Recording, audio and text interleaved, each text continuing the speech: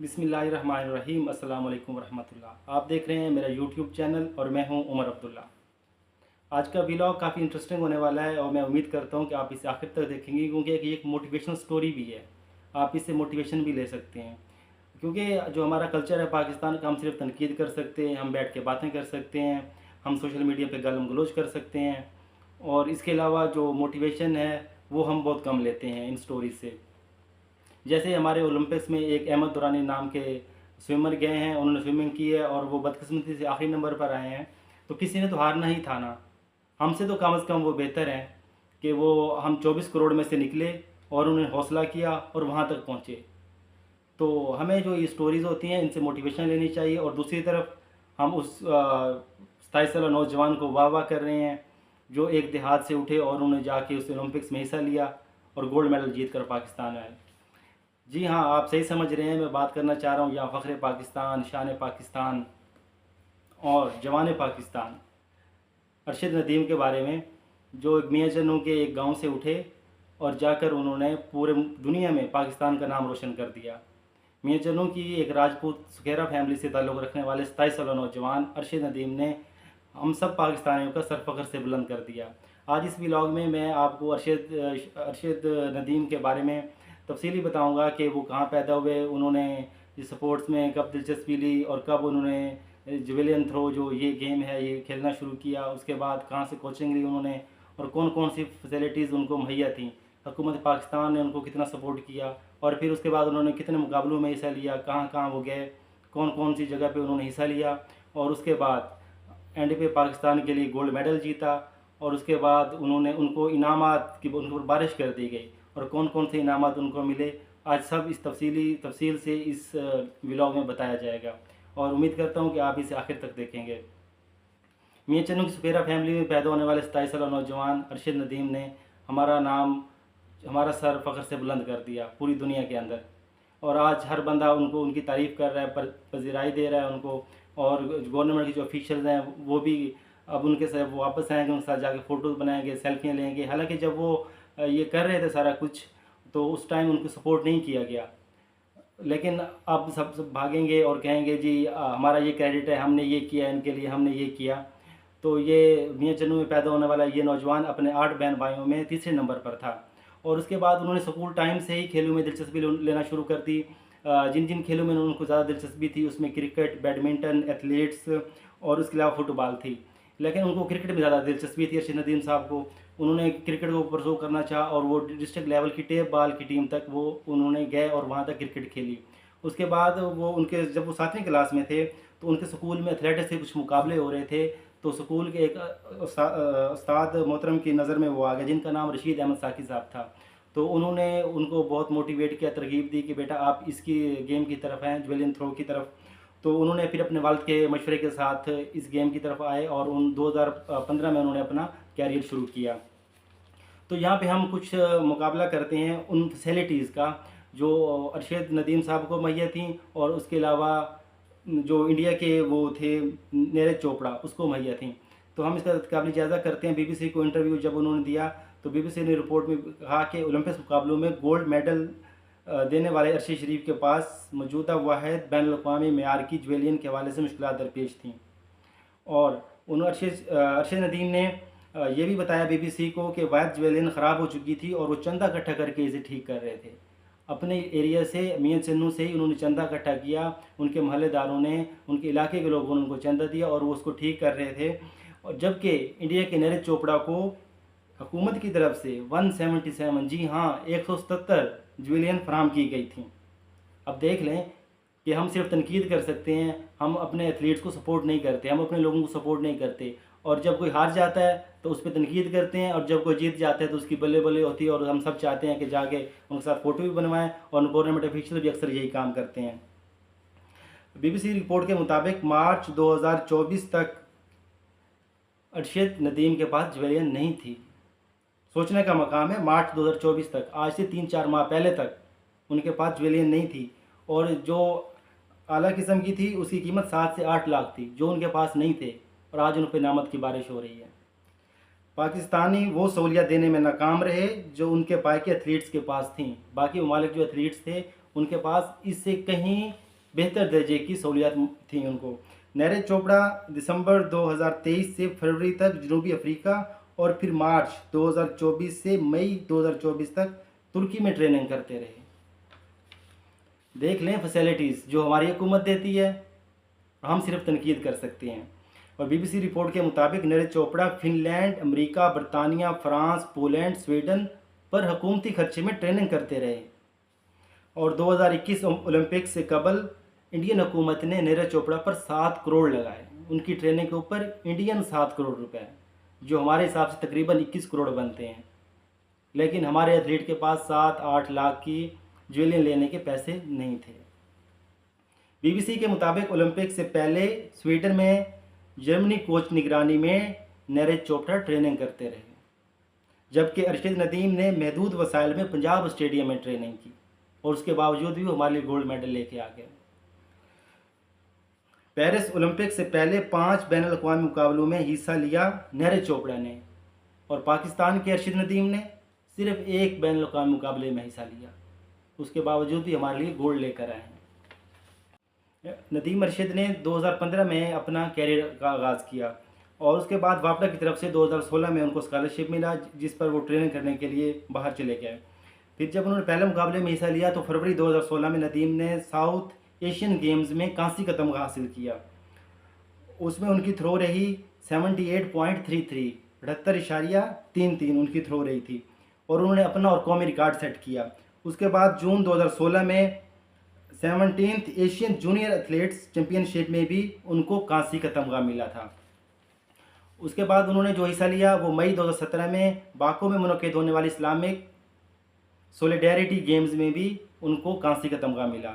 उसके बाद उन्होंने हिस्सा लिया अप्रैल 2018 में ऑस्ट्रेलिया में जो मुनक़िद हुई थी कॉमनवेल्थ गेम्स, उसमें अरशद नदीम की थ्रो 80.45, 80.45 मीटर की थ्रो थी और वो 8वें नंबर पर आए थे।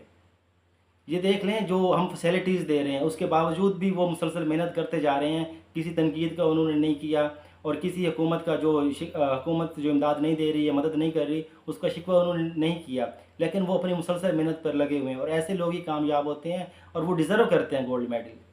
बिल्कुल उन्होंने लड़ के जीता है, उन्होंने मेहनत की है। और इसके बाद जब ये मुकाबले ख़त्म हुए ऑस्ट्रेलिया में 2018 में अप्रैल में, तो उनको बैक इंजरी हो गई थी, लेकिन फिर भी उन्होंने हिम्मत नहीं हारी। उन्होंने अगस्त 2018 में जकार्ता में जो एशियन गेम्स हुई थी उसमें उन्होंने कांसी का तमगा जीता, और उसमें उनकी जो थ्रो थी वो 80.75, 80.75 उनकी मीटर की थ्रो रही। उसके बाद 2019 में दोहा कतर में होने वाले एथलेट्स चैम्पियनशिप में वो वाहिद पाकिस्तानी थे जिन्होंने हिस्सा लिया, और उसमें उनकी थ्रो 81.25, 81.25 रही। और उसके बाद नवंबर 2019 में पेशावर में होने वाली 33वीं नेशनल गेम्स में उन्होंने वापडा की तरफ से खेलते हुए 83.65, 83.65 ये उनकी थ्रो रही और उन्होंने गोल्ड मेडल जीता।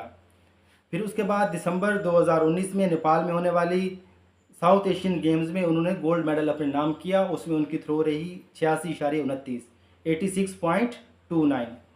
फिर पहली दफ़ा जब टोक्यो ओलंपिक्स गेम में उन्होंने हिस्सा लिया 2020 में, जो कि 2021 में मुनक़िद हुई थी, तो अरशद नदीम पहले पाकिस्तानी एथलीट थे जिन्होंने उसके लिए क्वालिफाई किया था।